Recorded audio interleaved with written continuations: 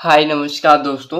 आज हम डिस्कस करेंगे। हमारे पास एक प्लॉट है। प्लॉट की साइज है 30 फीट चौड़ाई एवं बात करते हैं लंबाई के बारे में। लंबाई है 50 फीट। आज हम इस प्लॉट के बारे में डिस्कस करेंगे। देखो, सबसे पहले हम बात करते हैं स्क्वायर फीट के बारे में। बात करते हैं तो ये कितना स्क्वायर फीट का नक्शा है। सबसे पहले बात करते हैं स्क्वायर फीट का। तो स्क्वायर फीट में है ये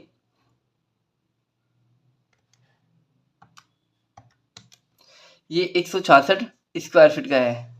166 स्क्वायर फीट का नक्शा है। अगर हम बात करें वर्ग गज में तो वर्ग गज में है ये नहीं, वर्ग गज तो 166 है। स्क्वायर फीट में बात करें तो 1500 स्क्वायर फीट का नक्शा है ये। आज हम इसके बारे में बात करते हैं। सबसे पहले हम बात करते हैं वास्तु पे। देखो, वास्तु क्या होता है। देखो, ये नॉर्थ साइड हो गया, ये साउथ साइड हो गया, ये ईस्ट साइड हो गया, ये वेस्ट साइड हो गया। इसके बारे में, साइड के बारे में बात करते हैं। सबसे पहले वास्तु के बारे में। देखो, हमारी वास्तु के अकॉर्डिंग हम घर का एंट्री गेट है, मेन गेट है, जो हम साउथ दिशा में नहीं रखते हैं। हम रखते हैं ईस्ट दिशा में, वेस्ट नॉर्थ दिशा में, वेस्ट दिशा में रखते हैं। यानी कि उत्तर पूर्व पश्चिम में रखते हैं। दक्षिण दिशा में घर का एंट्री गेट नहीं रखते हैं। नेक्स्ट बात करते हैं, अगर हम किचन के लिए सबसे बेस्ट लोकेशन देखा जाए तो कौन सी साइड की होती है। देखो, किचन के लिए सबसे बेस्ट लोकेशन होती है, ये होती है ईस्ट साउथ। साउथ ईस्ट होती है सबसे बेस्ट लोकेशन। सेकंड ऑप्शन हम यहाँ पे ले सकते हैं नॉर्थ वेस्ट में। नेक्स्ट बात करते हैं, हमारा टॉयलेट होता है, सीढ़ियाँ होती है वगैरह, जो कौन सी दिशा में होती है, वो होती है नॉर्थ वेस्ट में होती है।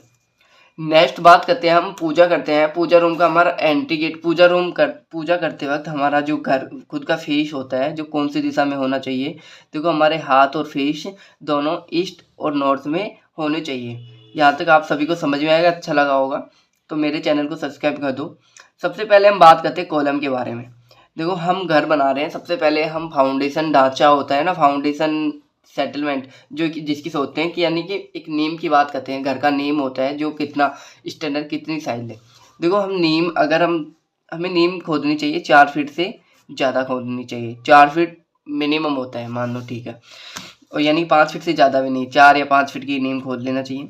देखो, सबसे पहले बात करते हैं, अगर हम 1 या 2 मंजिल का घर बना रहे हैं तो कॉलम की साइज हम लेते हैं 1 फीट लंबाई लेते हैं, 1 फीट चौड़ाई लेते हैं, जिसमें देते हैं 16 mm का सिरिया देते हैं कॉलम में। और कॉलम में देते हैं 4 से 6 सिरिये। और कॉलमों की दूरी क्या रखते हैं, एक दूसरे कॉलम के बीच की दूरी 15 से 20 फीट। नेक्स्ट बात करते हैं, अगर हम 3, 4, 5, 6 मंजिल का घर बना रहे हैं तो कॉलम की साइज क्या लेंगे और कॉलम में कितना mm का सिरिया देंगे। देखो, इसमें देंगे हम 4, 5, 6 मंजिल का घर बना रहे हैं तो कॉलम की साइज लेंगे 1.5 फीट चौड़ाई लेंगे, 1 फीट लंबाई लेंगे, या 1.5 फीट लंबाई व 1 फीट चौड़ाई लेंगे, जिसमें देंगे 20 mm का सिरिया देंगे, 20 या 25 mm का सिरिया देंगे। एक कॉलम में देंगे 6 से 8 सिरिये। और कॉलमों की दूरी क्या रखेंगे, एक दूसरे कॉलम के बीच की दूरी रखेंगे हम 10 से 15 फीट मैक्सिमम। नेक्स्ट बात करते हैं, अगर हम छत के बारे में बात करें, छत में कितना mm का सिरिया दिया जाता है।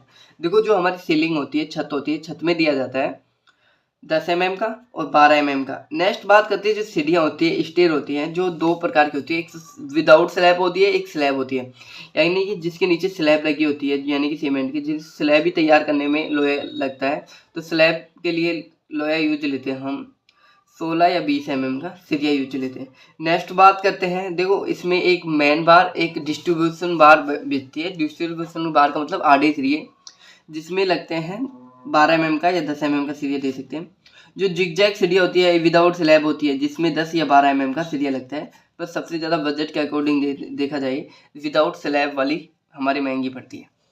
यहाँ तक आप सभी को समझ में आएगा। नेक्स्ट बात करते हैं, हम दीवार के बारे में बात करते हैं। देखो, यहाँ पे हमने दीवार यूज ली है, बाहर की दीवार, अंदर की दीवार। यहाँ पे बाहर की दीवार 9 इंच की है, अंदर की दीवार 6 इंच की है।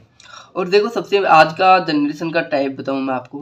देखो, अगर हम घर बना रहे हैं, 1 या 2 मंजिल का बना रहे हैं या कोई भी बना रहे हैं, अगर घर में कॉलम दे रहे हैं ना, तो उसमें हम 4, 5 इंच की और 6 इंच की दीवार आसानी से दे सकते हैं, कोई दिक्कत नहीं रहेगी। देखो, 4, 5, 6 इंच की दीवार दे रहे हैं तो 2 चीज़ों को ध्यान रखना। एक तो कॉलम मोटा देना, यानी कि साइज में ज़्यादा देना। एक डिस्टेंस का मतलब कॉलम पास पास में देना। हम 4, 5, 6 इंच की दीवार दे सकते हैं। देखो, देने का रीज़न कारण ये है कि देखो, 4 इंच की दीवार है जो 9 इंच की दीवार की तुलना में बहुत कम जगह घेरती है, इसलिए हम 4 इंच की दीवार देते हैं। यहाँ तक हम बात करते हैं, हम विंडो की साइज के बारे में। देखो, विंडो की हम चौड़ाई के बारे में बात नहीं कर सकते, आप चौड़ाई कितना भी ले सकते हो, पर हाइट के बारे में बात करते हैं। देखो विंडो की स्किल हाइट होती है, सिल हाइट होती है। सिल हाइट का मतलब जो नीचे की छत से विंडो के बीच की हाइट होती है। जो किचन की विंडो होती है जिसकी तो होती है 3.5 फीट, और बाकी विंडो होती है 3 फीट। यानी कि डायरेक्ट सीधा पता चल रहा है। अगर हमारी लेंटल हाइट, लेंटल का मतलब जो गेट का लेवल होता है, गेट की साइज होती है, गेट तक, गेट के ऊपर वो बीम आता है जो लेवल हाइट, लेंटल हाइट होता है।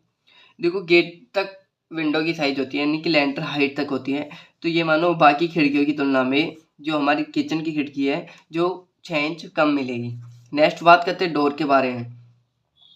देखो डोर मेन गेट हो गया, मेन गेट की साइज होती है 4 फीट चौड़ाई, 7 फीट हाइट होती है मेन गेट के बारे, मेन गेट की। नेक्स्ट बात करते हैं common lat bath, personal lat bath, puja room, store room. इनकी गेट की साइज होती है 2.5 फीट चौड़ाई, 6 फीट हाइट। बात करते हैं kitchen, living room, guest room, bedroom. इनकी गेट की साइज होती है 3 फीट चौड़ाई, 7 फीट हाइट होती है।